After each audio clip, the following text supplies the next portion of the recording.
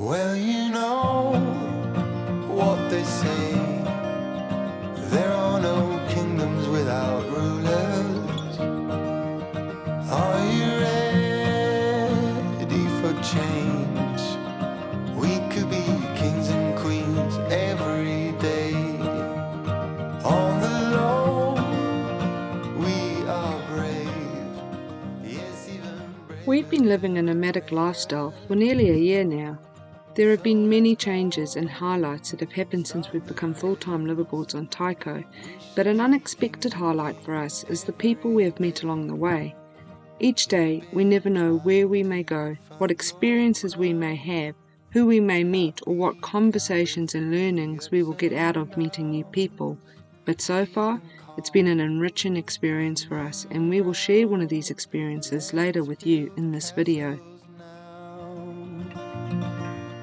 We'll make gold on our way up. So we're at Muri Lagoon. Yes, What are we doing? we're going to go sailing. We've got this little, what do you call it? It's a sunburst. Sunburst.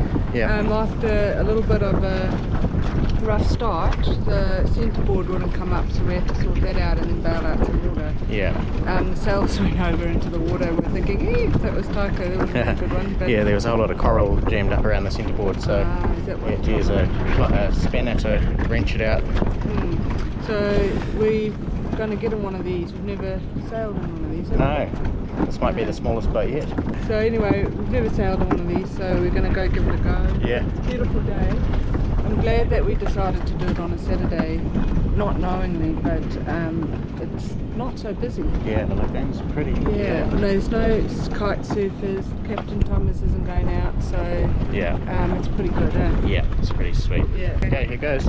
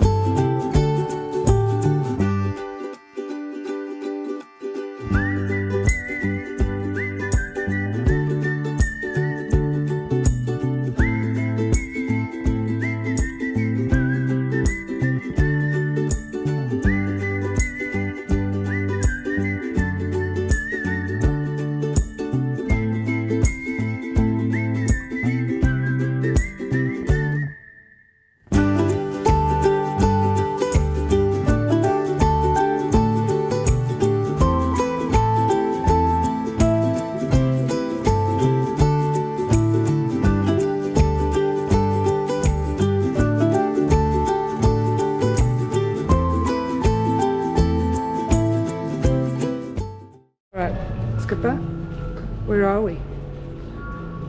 We're at the museum Yeah. of Islands. Yeah. Yeah. Came here yesterday. Yeah, met a really interesting guy. Got talking, didn't really get to see the museum, which is fine. So we've come back now to have a look. Yeah. It's beautiful, eh? It's interesting.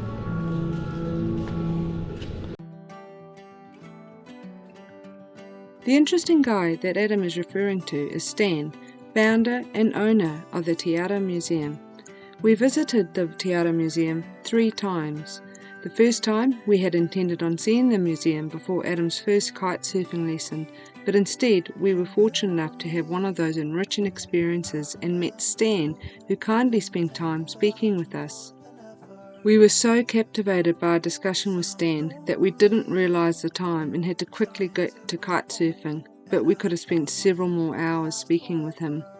The second time, was to see the museum, and the third time Stan kindly agreed to give us some more of his time to share the story and the purpose of the Te Ara Museum.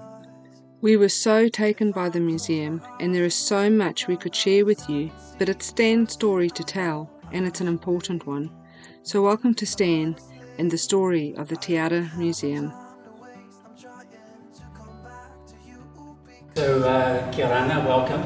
My name's Stan Wolfgramm. I'm Tongan Cook Island German, born in New Zealand, and now I'm in the Pacific, in the Cook Islands. And we're here at Te Ara, Cook Islands Museum of Cultural Enterprise. So nice to have you here. Thank you very much. Thank you for having us. Yeah. So, how long has the museum been? I need to take me to the people that established. So the museum was built in 2017, but for us ourselves, so we've been working in the space of capacity building Pacifica for about 30 years. So this is a project of ours. We generally worked in New Zealand and out of New Zealand into the Pacific. And we thought, well, we want to get involved in the Pacific regional story to have some legitimacy and some credibility. We moved to the Pacific. And so that's what this project is. Te Ara is a socio-economic development project, and we impact on trade deficits. The way to do that is generally regionally, the solution to that is capacity building SMEs, using local resources and local knowledge. So that's what we do. Upstairs we have a classroom, develop local businesses, everything from mobile apps to farmers. And then the second phase around business is a marketplace. So we have a marketplace downstairs. Everything is all locally made. And the third phase is you need a buyer. So we create a story, which is the story of the Cook Islands. We attract visitors who come to the island. They become the buyer. They bring new money into the economy. And they leave through the gift shop. And so they go through the gift shop. We have our cafeteria as well. So it's kind of our economic cycle, typical business cycle. Other than that, we're also a green building. So we push the whole thing around being in sync, not just business, but also with environment, business and environment all coming together. We have three pillars of development: business acumen, culture, community, and the environment. And the three of them taken into account equally for sustainability. So the building, yep, it's a green building. We take all the water off the roof, all the lighting's LED. All our septics go through 3 stages: containment by a rock, dispersion field, and they go into a garden. We use friendly, clean materials. We don't use any plastics anywhere in the building. So as far as plastic linings, we don't use any of that in the bins. We wash the bins. We sell no plastic bottles. All of our takeaway cutlery is all compostable. So we're a total green building. And also we're rated to 270 kilometre bins. So we're a cycling shelter as well. So it saved lives. Wow, that's really a complete package, isn't it? What do the students think that come through here? What sort of reactions do you get from the school kids? Well, so you have everybody comes through. Yeah. Everything from government right down to the kids. Right. And our kids come through, and the biggest question in their mind is, where am I from? Because they learn NCA, New Zealand curriculum. So they know everything about New Zealand and the rest of the world, not much about their own history. So that's what we do. We're here to inform them, teach about their own history, teach them about their culture, and answer all those questions for them. And then the next question is, why is this relevant? So we have a saying, walking backwards into the future. So understand the past to help us with our decisions moving forward into the future. Because for them, they're really the voice of the future of this region. We're talking about Pacific region. They need to know where they're from and why those regions are important to them, so they can commit themselves to this conversation going on in our part of the world, the Pacific Ocean. It sounds like a really neat structure. To me, it seems like something that could be happening elsewhere. You know what I mean, in terms of about promoting sustainability, but local culture as well. Have you heard of it being sort of talked about in other parts of the Pacific, or? Yeah, so this is a private museum. It's actually a private project. We had initially begun conversations with government, which was actually New Zealand government, in fact, around a fund that came up around 2015, 2016. And it was the first time that government had opened aid funding up to private sector. The past had really been really only available to NGOs.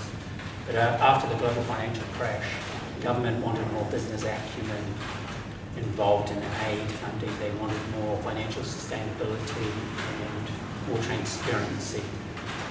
So they opened basically aid funding up to private sector, and that's where we got involved. We got invited to the table. We sat with other private sector guys. We sat with the NGOs. All the other private sector guys were large infrastructure guys, the likes of the Beckers and the Fletchers. And we sat in the conversation with the government for 3 years. It was a crazy conversation. There were a couple of issues. There were legacy issues left over from dealing with NGOs. One of those issues was ownership. Generally, around aid funding, you get the aid funding, you run the project. At the end of the project, you hand it over to the community. And we were saying that's why a lot of aid projects fail. Because nobody's in there 24/7, they're not in there forever, they haven't got skin in the game. At the end of the project, they just dump it and move out.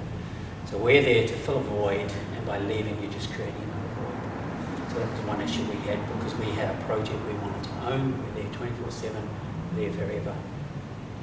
The second issue was profit. So for us, we said aid funding, yep, we want to make profit. Because when your aid funding runs out, we want to be able to financially sustain ourselves. So that was the second issue we had. And so we sat at the table. We knew that this criteria had to be changed for us to have any kind of traction. They tried to change it. They brought in consultants and everything. But by the end of really 2-3 years, we had a strong business plan. We believed in it. And so we said, well, we're going to the bank. So we went to the bank, launched our house. We built this. We built it knowing that we needed to build up the metrics. So it's one of those build it and they will come. So we built it, and from the get-go, we opened the door and we started doing business. And we built up all the metrics around it, and then the government started coming to us. So we were dealing with approximately 54 local businesses. The numbers that were coming here pre-COVID, so coming into the museum were 13,000 paying coming into. There's 2/3 that don't actually come in, so there's probably around so it's almost like 40,000 visitors to the location. The community engagement, we do a lot of community engagement, school kids coming through, etc. So we were ticking off a lot of boxes, and government started coming to us. The whole idea with this is that we always built it as a model that could be reiterated throughout the Pacific or in developing nations, because most of them face this issue around trade deficit. So, good on you. It sounds like it's been a real success. 3 years of negotiations and figuring it out. I'm sure that wasn't easy. So well done for plugging away and being so successful. Yeah, it wasn't easy, and then we got hit by COVID. So we were open 2/17, 2/18. We closed March 2/20. Oh man. So, but we're here now. Yeah. So Wow. If anything, that's a testament to. There's always risk factors that you have to bring in into scenarios, and so we employed all of those, and we're here today. The borders are open now, and so people like you. I've seen a stream of people coming through that door through my time here, so it's really good to see. Yeah, great. Yeah, it's been good. It's good. We're really a platform. Most NGOs or most of these kind of social endeavours, they tend to open or they tend to run them, but they tend not to have a sustainable financial structure. Yeah. They tend to rely just on grants, whereas we don't. We're self-sustaining, financially self-sustaining, which means that we can then plan our own structured projects out of here. We have 4 areas that we focus on. One's ecotourism, the other one's ocean conservation, The third one is around digital literacy, digital equity, and then the fourth one is around. Fourth one was around add value on the agricultural sector. So we look at traditional medicine and natural cosmetics. That's really good at that. It's a background. Are there some parts of the museum that you'd like to show us? Like, are there any highlights that you think people might be interested in? Like, there's some pretty interesting content here. Yeah. You can have a look around, and there's everything from, we tell a story, is the whole thing, instead of a traditional museum. Traditional museum tends to really have a lot of kind of old artifacts. And they really focus on what this old artifact is, what this old artifact is. What we do is we really engage in the story, so our story is chronological. We go from the Waka migration period into the Ariki societies, the society pre-contact, then we go into European arrivals, and then we go into a political side when politics, etc. in the region, and then our final section is around today. That's pretty much how the museum, how it's all broken down. Right, yeah. And I can see it starts, we walk in the front door here, and this is kind of the first thing you see, isn't it? This amazing chart. Yeah, we do. It's all around the Pacific Ocean. It's where we are. People don't realise the extent or the size of the ocean. So we pretty much tell our story around the Pacific Ocean. Obviously, the planet covered by 72% oceans. The Pacific Ocean is the largest ocean in the world. Over 2/3 of the world's oceans is in the Pacific as well. So it's for us, it's a big part of who we are, what we are. And so our story starts here with our ocean. And this is our migration story as well. And obviously it brings us up to today. The Pacific Ocean being more topical than it ever has been in any time in history. Climate change, plastic pollution, marine resources, security, big issues for the region. So that's why we start with the Pacific, and it's our first migration story. So we talk around that, and that's why we have this map here. Right, yeah. Are there any parts of the museum that sort of give an insight into what life would have been like before, Indigenous people here and before Europeans arrived? Are there any little things that we could look at? Yeah, sure. We can have a look around this Ariki society and then have a little chat around that. Great, let's do that. Okay, so when we talk around methodology, around how did our people migrate, how did they navigate, there are two things that they really needed to do when it comes to migration. One was they needed a methodology, how do I actually navigate? The second thing was technology, which is sat in the vessel. A basic example of methodology is this chart. So this is called a stick chart. That's probably not the original name, but it's a stick chart. In the chart, we have stones, and then we have sticks that are bent around the stones. So the stones depict the islands, and then the sticks are currents that will flow around the island. So most people look at a map and they'll go north, south, east, west, whereas this is actually a map of the environment. It's a map of currents. So if you're sailing from one island and you're sailing to another island up here, a current flows this way, and we go, which way do we sail? So we'd sail this way because the current's going to bring us back to the island. If we sailed the other way, we'd miss our island. So that's only a basic explanation of the map. But on the map, you can have more things. You can see where resources are. You can see where different seasonal activities would happen on this map. The original size of the map is about this size. And the navigator would lay on small shells, small sticks, etc. And then everything was passed down through generation, either from mentoring or an apprenticeship. Everything passed down through generation. The map was always memorised, it was never taken on the vessel, so you needed to know what you were doing while you were out there. And that's what we call stick charts. It's also a basic example of intellectual property. That's your stick chart. So at Te Ara we have various ways of relaying information about the history of the Pacific across the people. One way we do it is through these different illustrations. So a lot of these illustrations have come off the likes of Cook's first voyage, and they've been done by field artists.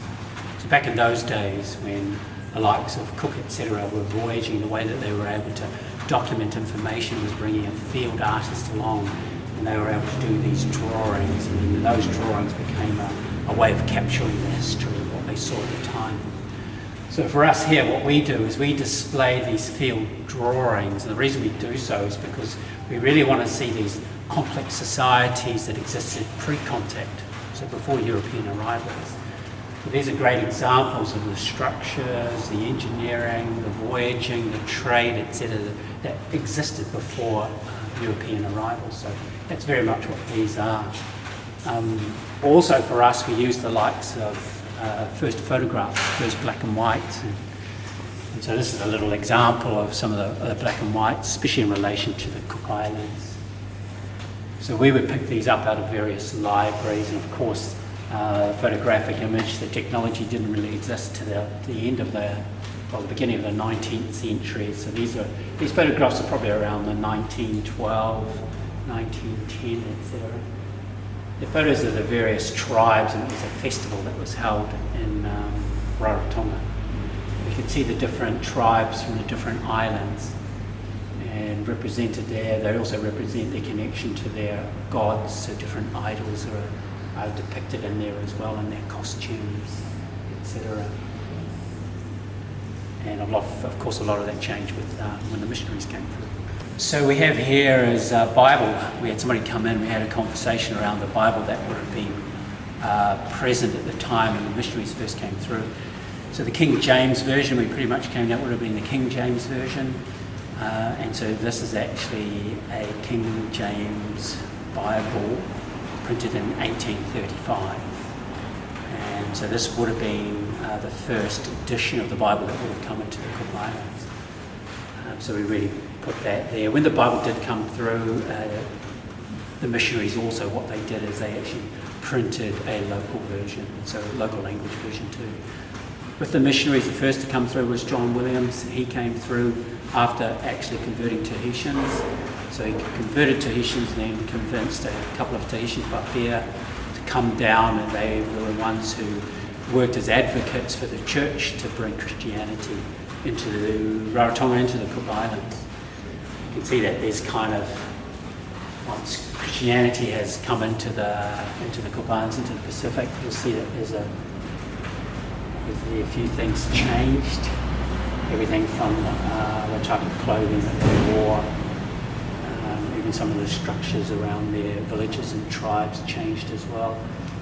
And so we really took it around this colonisation period of colonisation throughout the Cook Islands.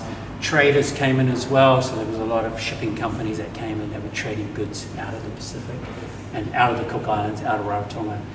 So a few of these buildings, so the United Steamship Company, these are their buildings, building ports within the Cook Islands. Great. And what sort of era do these photos represent, Stan? So the era that these exist is really around, we're looking around that 1899, so really 1899 going really into that first 19th century. So during this period we were part of the British realm, so we were a British protectorate at this time. And then we became a realm nation with New Zealand in 1901. But at this time we're part of the British Empire, we're a protectorate of the British government. And a lot of that was motivated by the likes of traders and business owners from Britain and New Zealand who were worried about the French coming down. The French had just annexed Tahiti, and they were worried about the French coming into the Cook Islands and annexing the Cook Islands and interrupting their business. So it was a time for them to make an appeal to the British government and then eventually an appeal to the New Zealand government for their protection. For the Cook Islands, we've been through a journey, obviously, with our first migrations here, our first settlements here, and then the first European influence. First European influence being the likes of the Spanish and the Portuguese coming through, looking for the third continent, and that's around the 15th, 16th century. And then from there, seeing the likes of Cook coming through, again looking for territory. Cook, and then with Cook came the whalers, the sealers, missionaries all coming through. business owners. The next major influence is really when we took around the politics in the Pacific and the Cook Islands. So this is very much a period of politics. This is Sir Richard Seddon, King Dick, New Zealand Prime Minister, who came through, and through King Dick we became a part of the NZ realm. So he was empire building at the time, and we were really annexed by New Zealand at this time. Us, Niue, Tokelau and Samoa all became part of the New Zealand realm. So that's where these photos are, King Dick visiting. The Cook Islands today, our main issue is around our ocean or our environment. And this is what the section is here. We pretty much tell stories, we use video, and we use various tanks as well, so we can tell stories around our ocean. Our ocean for us, it's what unites us, it's where our identity comes from, it's where our culture and heritage lies in our ocean. Without our ocean we have nothing, and our ocean is in a state of crisis at the moment. So it's the most important story to us is our ocean. For us, we break the story into different areas, defined areas, and we try to take the audience into a different experience in different areas. So the last area, or one of the last areas we have, the historical side, we go into the maps, we go into the flags. So we tell the story of the Cook Islands through its flags, various flags through history. We tell the story today through video. Just as a parting, we tell a little story obviously around loss of identity and the will to come back home. And so we have a little photograph at the end. Great. Around what our heritage, what our culture actually means to us, and about coming back to re-embrace that, who I am, identity, etc. So we leave that in the last photo as you leave. Yeah, so just as a parting image, we thought, well, what's something that's poignant as far as this whole story of the Cook Islands? A lot of the story is around us trying to find a place initially. So we talk about our migration to a new land, and then we go to this whole story around the disconnection, and then we bring it all back with a desire to come back home again. So it's a really cyclical story about trying to find who I am, and then obstacles pushing you away from who you are, but then the desire to eventually come home, to understand who you are. And so that's what we're all about. That's what Te Ara's all about. And that's what we show in this final image of this man who's obviously been to the rest of the world, experienced a bit of life outside, but then eventually tattooed on his arm, "Please take me back to my native island, Mangaya." So yeah, we think it kind of in some ways represents this whole story of our people, our community and our culture, and the significance of understanding who you are, what you are, the whole thing around identity, etc. In a lot of ways it's even pushed past the place of identity story. I think today the story is more around sovereignty. So actually claiming my story, claiming my rights to tell that story and be a part of that story. So yeah, and that's what that is. Well, thank you very much for your time today and describing this wonderful museum and all the other things. It's much more than just a museum, all the connected things that you're doing. I think it's just tremendous. And keep up the great work. Yeah. Well, good to see you guys, and all the best with your voyages. Thank you. around the world, around the Pacific. Thank you very much. It's things like this which really stand out. So it's a nice inspiration for us to keep doing what we're doing. Yeah. Well, we can't do it alone. None of us can. Yeah. So it's all around kind of, exactly meeting each other and supporting each other. So yeah, thanks for that. Very much. Yeah. Great to meet you. Yeah. Thank you. Cool. All right. Thanks.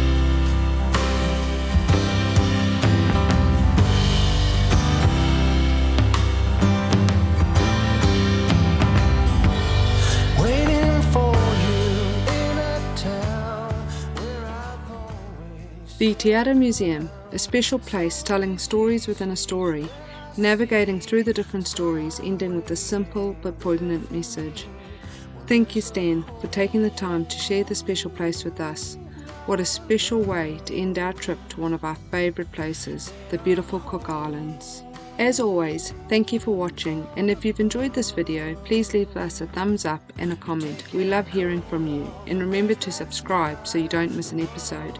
Join us next time when we're back on Taiko and spend several weeks living on the hook in the beautiful Bay of Islands. From the crew of Te Taiko, thank you and see you next time. Hold